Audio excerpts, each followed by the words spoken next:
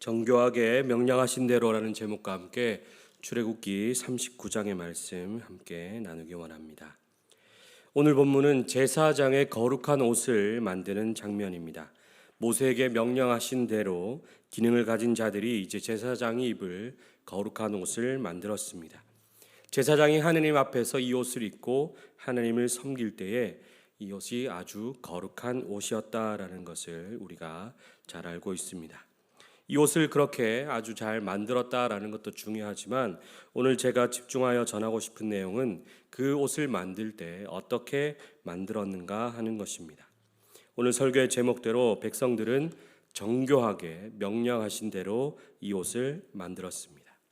제가 오늘 본문 39장을 한번 살펴보니까요, 정교하게라는 표현은 6번 정도 등장하고 명령하신 대로라는 표현은 10번 정도가 등장합니다. 그런데 이러한 성막과 기구들 또 제사장들의 옷을 만드는 이런 데 있어서 정교하게 그리고 명령하신 대로 만든다는 것이 쉬울까 하는 생각이 들었습니다. 지금처럼 도면이 딱 있거나 정확한 측량의 기술이 있는 것은 아닌 시대였죠. 물론 사람들을 모으고 그 사람들에게 하나님의 영이 충만히 임재했고 하나님께서 그들에게 지혜를 주셨기 때문에 이 모든 것이 가능하기는 했습니다. 저는 계속되는 출애굽기 본문을 묵상하면서 의문점이 하나 생겼습니다.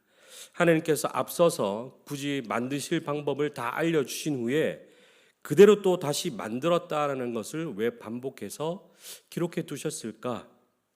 제가 앞서서 28장을 설교했었는데요. 제가 28장에서 제사장의 옷의 사진을 보여드리면서 그 옷의 의미와 기능에 대해서 설명을 드렸습니다. 근데 순서가 돌아와서 보니까 제가 39장인데 또 제사장이 오시더라고요. 똑같은 설교를 다시 또 할 수도 없고 제가 말씀을 보면서 왜 하나님 이 똑같은 걸 또 기록하시고 왜 저에게 똑같은 순서를 또 주셔서 이렇게 힘들게 하시나 하는 생각이 들었었습니다. 그런데 제가 말씀을 계속해서 읽어보다 보니까요, 제 눈에 들어온 두 단어가 오늘 설교의 제목 정교하게 명령하신 대로입니다. 백성들이 하나님을 예배하기 위해서 하나님을 섬기기 위해서 이제 성막과 기구들과 제사장의 옷과 같은 많은 것들을 만들었는데요. 그저 아무렇게나 대충 기능만 하도록 만든 것이 아니라 정교하게 명령하신 대로 이 모든 것을 수행하였다라는 의미를 가지고 있다고 봅니다. 그리고 오늘 본문의 마지막 부분에 보시면 마침 모든 것이 여호와께서 명령하신 대로 되었다라고 기록하고 있고 모세는 그들을 축복하였다고 마지막 43절에 그렇게 기록하고 있기도 합니다. 이 마지막 부분은요, 제사장의 옷에 대해서만 언급하는 것이 아니라 앞서서 만든 모든 것을 모세에게로 가져왔고 모세가 그것을 보고 명령하신 대로 잘 만들어졌으니 그들을 축복하였다라고 기록하고 있는 장면입니다. 그래서 오늘은요, 정교하게 명령하신 대로라는 수식어와 함께 우리가 우리 신앙과 내면의 성장을 어떻게 가져가야 할지 생각해 보는 시간이 되기를 소망합니다. 요즘은 많은 것들이 디지털화 되어서 아주 편리한 시대인 것 같습니다. 예전에 아날로그 시대에는 정교함이 없으면 불편한 것들이 몇 가지 있었습니다.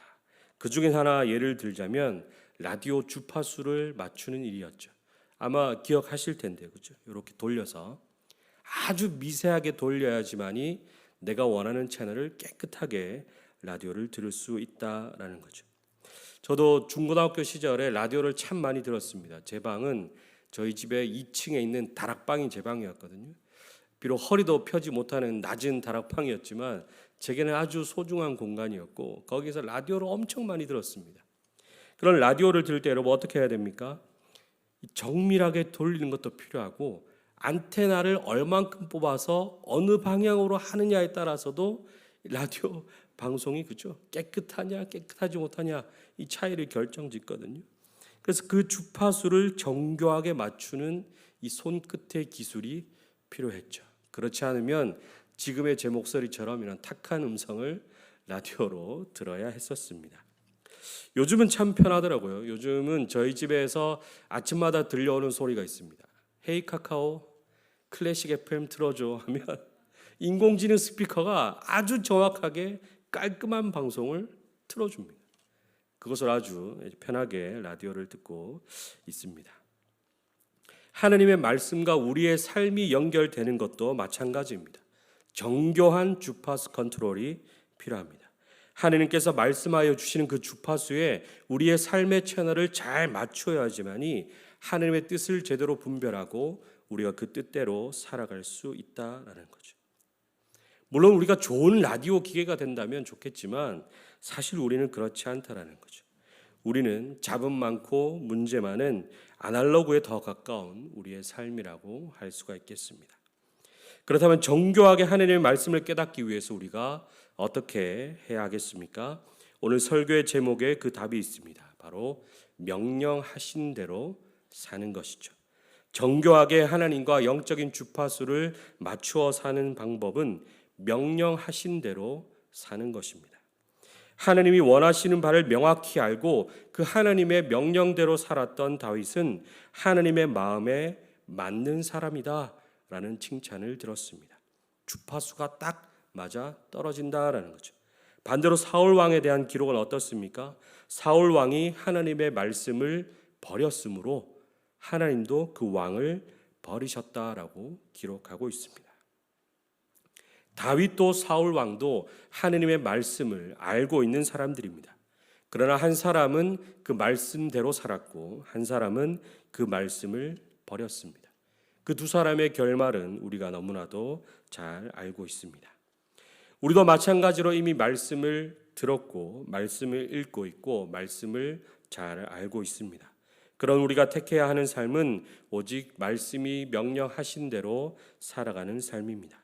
명령하신 대로 살 때에 우리의 삶의 영적 주파수가 하나님께로 정확히 맞게 되고 우리는 영적으로 정교한 삶을 살아갈 수 있습니다.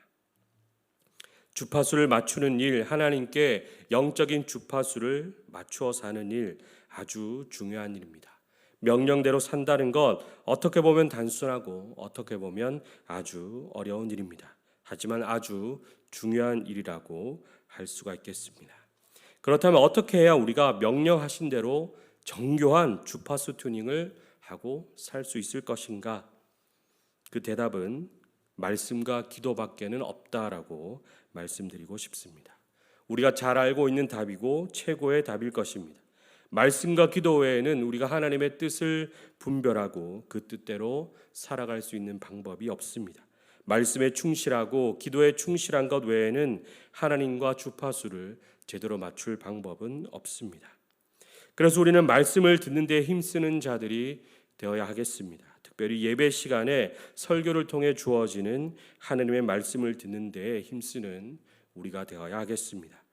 물론 개인적인 묵상과 성경 읽기, 소그룹을 통한 말씀 나눔이나 배움을 통해서 말씀을 외우고 해석해보고 하는 것도 매우 중요할 것입니다.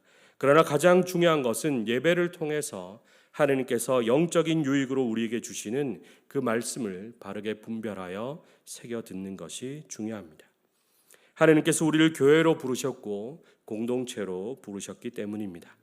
영적인 공동체로 모인 우리는 모여서 드리는 이 예배 가운데 하나님께서 주시는 그 말씀에 집중할 필요가 있습니다.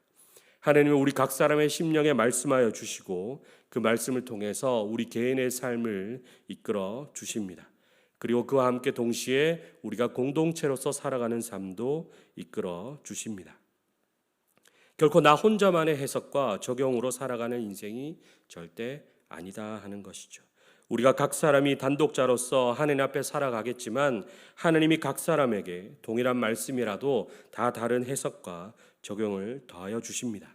그리고 하나님은 그 모든 것을 합력하여 우리의 삶이 선한 방향으로 갈 수 있도록 이끌어 주시는 분이십니다. 그래서 우리는 공동체의 예배를 통해서 하나님을 온전히 예배하고 그 말씀대로 살아가는 그 삶을 힘써 살아가야 하겠습니다. 제가 예전에 청년부를 사역할 때 그런 청년들이 있었습니다. 오늘 설교 말씀은 진짜 좋았는데 그 찬양이 마음에 안 들었어. 그러더라고요. 예배 마치고 나가면서 제가 뒤에 서서 이제 인사하고 있는데 자기들끼리 나가면서 그런 이야기를 하더라고요. 오늘 은혜 다 떨어졌어. 오늘 예배 정말 좋았는데 광고할 때 회장 개그 너무 어이없지 않아? 오늘 영광이야. 그런 이야기를 하더라고요.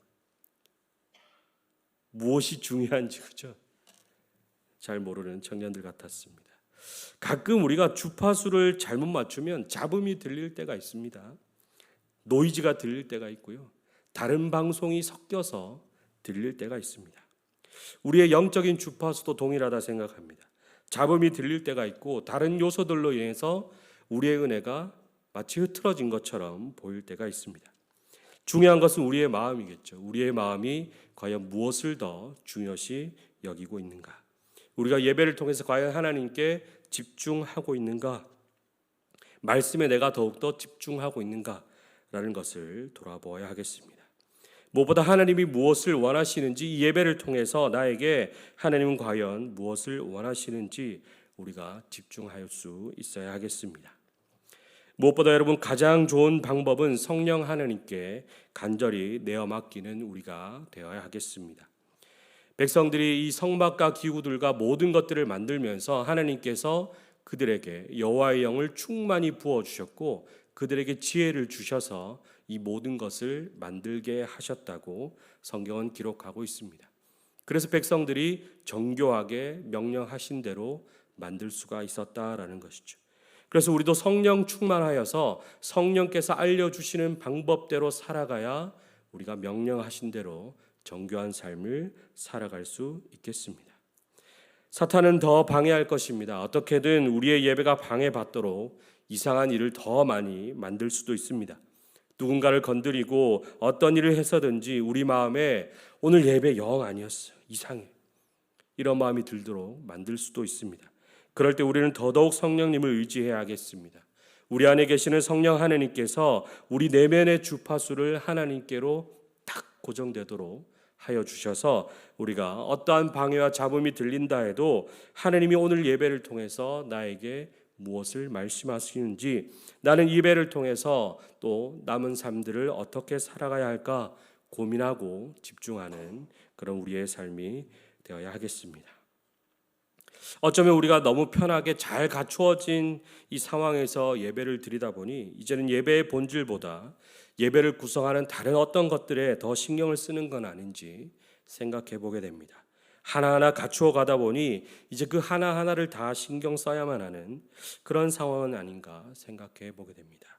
물론 하느님 앞에서 잘 갖추어진 예배로, 잘 준비된 예배로 정성을 다하여 드리는 예배 물론 중요합니다. 아주 중요합니다. 그러나 예배를 통해 주시는 하느님의 말씀에 우리가 집중하지 못한다면, 말씀이 아닌 다른 것에 더 집중하게 된다면 그 예배는 성공한 예배라고는 볼 수 없겠습니다. 그래서 우리는 성령 하느님을 의지하여서 예배를 통해 주시는 하느님의 말씀을 깨달아 가야겠습니다. 기도를 통해 그 말씀을 어떻게 실천할까 고민해가며 이 한 시간의 예배로 끝나는 것이 아니라 예배 후에 우리의 삶이 하느님과 영적 주파수가 계속 맞아가는 삶으로 살아갈 수 있도록 노력해야 하겠습니다. 성령 하느님과 함께 말씀과 기도로 하느님께 주파수를 잘 맞추어 살아가는 우리가 되기를 소망합니다. 그렇다면 왜 우리가 이런 정교한 삶을 살아야 하는가? 왜 명령하신 대로의 정교한 영적인 삶을 살아가야 하는가? 그 삶의 목적에 대해서 나누기 원합니다. 가장 큰 목적은 하나님의 기쁨입니다. 오늘 이스라엘 백성들이 이 모든 성막과 기구들과 제사장의 옷들을 만들 때 어떤 목적을 가지고 만들었습니까? 하나님을 예배하기 위한 목적입니다. 예배의 대상이신 하나님을 섬기기 위함이죠. 그렇다면 이 모든 것의 목적은 그 하나님의 기쁨이 되어야 합니다. 하나님이 명령하신 것들로 많은 것을 만들어서 하나님을 예배하는데 하나님이 기쁘시지 않다면 아무런 의미가 없지 않습니까? 그래서 우리의 가장 큰 목적은 하나님의 기쁨이 되어야 하겠습니다. 우리가 정교하게 명령하신 대로 살아갈 때 하나님이 그 삶을 가장 기뻐하십니다. 그리고 그 하나님의 기쁨은 우리에게 고스란히 전가되고 우리도 큰 기쁨을 누릴 수가 있겠습니다. 세상이 줄 수 없는 참된 유익을 누리는 비결이 바로 정교하게 말씀하신 대로 살아가는 것입니다.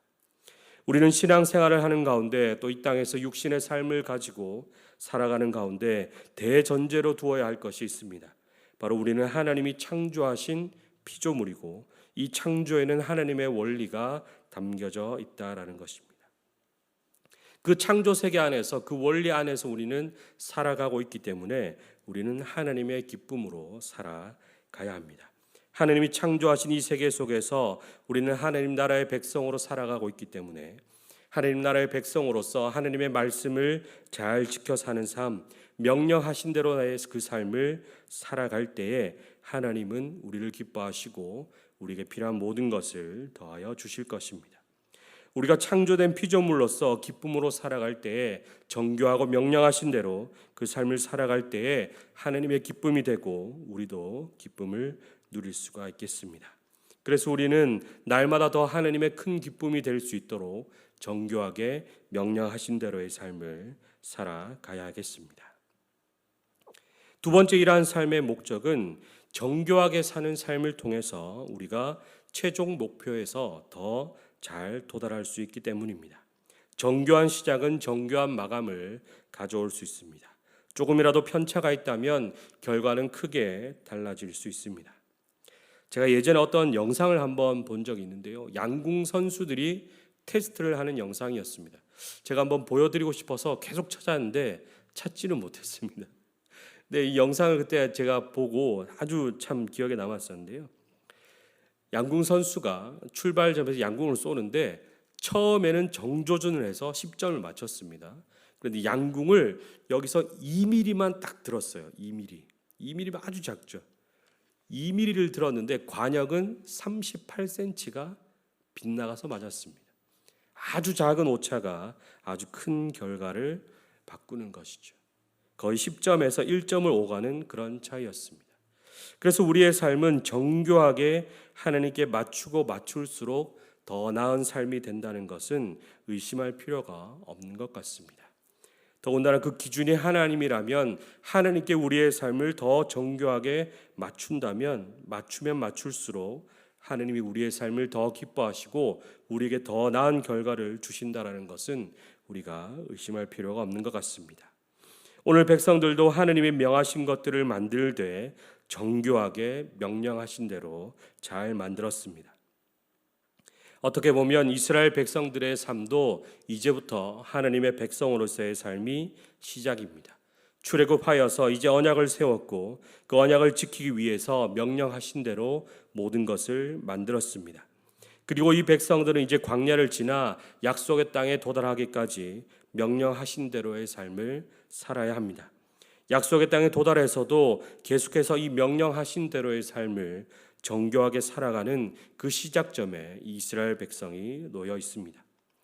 그런데 여러분, 우리가 잘 알듯이 이렇게 잘 시작하였지만, 축복 가운데 시작하였지만 이스라엘 백성들의 삶은 명령대로 살지 않는 삶이었습니다. 결국 광야 40년이라는 결과를 가졌고 1세대는 모두 약속의 땅에 들어가지 못하는 결과를 받게 되었습니다. 또 약속의 땅에 들어가서는 어떠했습니까? 진멸하라 하신 명령을 정교하게 지키지 못했습니다. 그들 가운데 거주민들을 남겨두는 그 결과를 가지게 되었고 하느님이 원하시는 수준에 도달하지 못하는 그들의 삶은 우리가 잘 알고 있습니다. 결국 여호수아 시대를 지나서 사사기 시대가 찾아오는 그 좋지 못한 결과를 우리가 이미 잘 알고 있습니다. 그럼에도 불구하고 우리는 여러분 이런 결과를 잘 알기 때문에 더 정교하게 명령하신 대로 살기 위해 노력해야 하겠습니다. 조금의 정교함의 차이가 큰 결과의 차이를 만들어내기에 오늘도 우리는 더 정교하게 명령하신 대로의 그 삶을 노력해야 하겠습니다. 우리가 더 정교하게 명령하신 대로의 삶을 살면 살수록 하나님은 그런 우리의 삶을 더 기뻐하십니다. 큰 기쁨을 누리시는 하나님은 반드시 우리에게 축복하여 주시고 우리의 삶도 큰 기쁨의 삶으로 이끌어 주십니다. 그래야 우리는 마침내 주님이 이끄시는 약속의 땅에서 저 영원한 천국의 영광과 기쁨에 도달하게 될 것입니다. 그들의 기쁨과 영광을 우리가 알기 때문에 날마다 그것을 소망하며 더 정교하게 명령하신 대로 살아가는 우리가 되어야 하겠습니다. 그런데 여러분, 앞서도 말씀드렸지만 우리가 이렇게 정교하게 명령하신 대로 산다라는 것이 결코 쉽지 않습니다. 우리는 인간이기 때문에 때로는 실수하고 넘어지고 연약한 모습을 보일 때도 있습니다. 그런데 여러분, 하나님은 우리를 사랑으로 창조하셨기 때문에 우리에게 조금 실수가 있어도, 모난 부분이 있어도 하나님은 여전히 우리를 사랑하여 주십니다.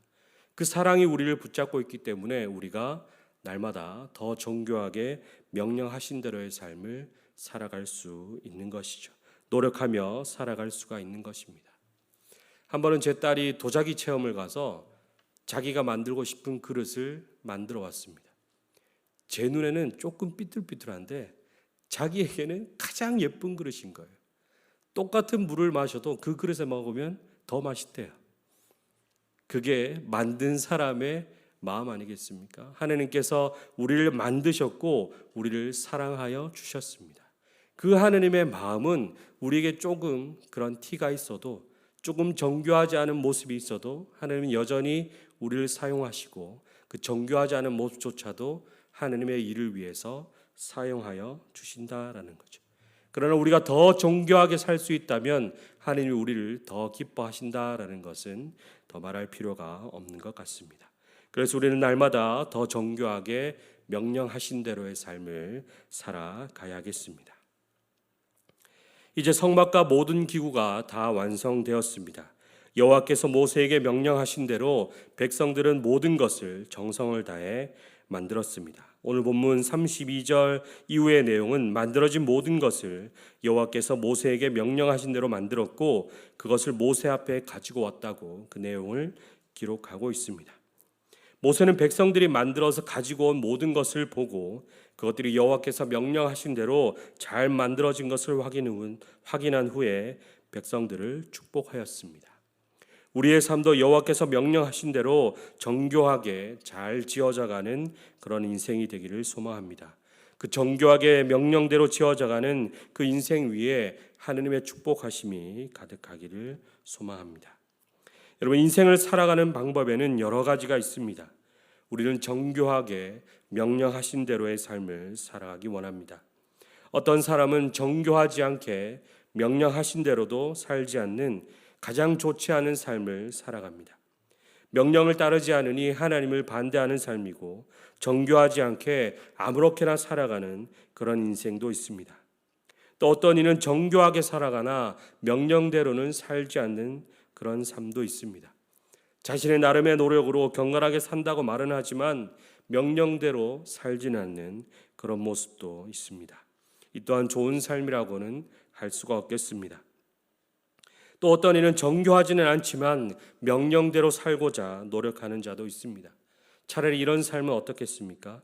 조금은 정교하지 않아도 명령하신 대로 살고자 노력하는 삶, 명령하신 대로 살고자 노력하면 언젠가는 그 삶이 더욱더 하느님 앞에서 정교해지리라 믿습니다. 우리가 살아가야 될 삶은 이러한 삶이라 생각합니다. 성도 여러분, 우리의 삶은 결코 한순간에 완성되는 완전한 거룩에 들어가는 삶이 결코 아닙니다. 우리의 삶은 중생 거듭남 이후로 다시 태어나서 갓난아기에서 영적으로 자라가는 삶입니다. 그 삶이 어떻게 처음부터 정교하게 살아갈 수 있겠습니까? 우리는 다만 말씀대로 명령하신 대로 살아가기를 노력하면서 우리의 삶이 날마다 더 정교해지기를 노력할 뿐입니다. 사랑하는 성도 여러분, 우리가 정교하게 명령하신 대로의 삶을 날마다 더 힘쓰기를 소망합니다. 말씀을 온전히 지켜내는 그러한 삶이 되기를 소망합니다. 그리스도의 성품을 날마다 더욱 정교하게 닮아가는 우리의 삶이 되었으면 좋겠습니다. 성령 하나님의 이끄심과 함께 말씀을 분별하고 온전히 그 말씀하시는 대로 살아가는 우리의 삶이 되었으면 좋겠습니다. 그리하여서 우리의 삶이 하나님의 기쁨이 되며 하나님의 축복을 누리고 날마다 더 정교한 삶으로 하나님의 큰 기쁨으로 살아가는 저와 여러분이 되기를 간절히 소망합니다.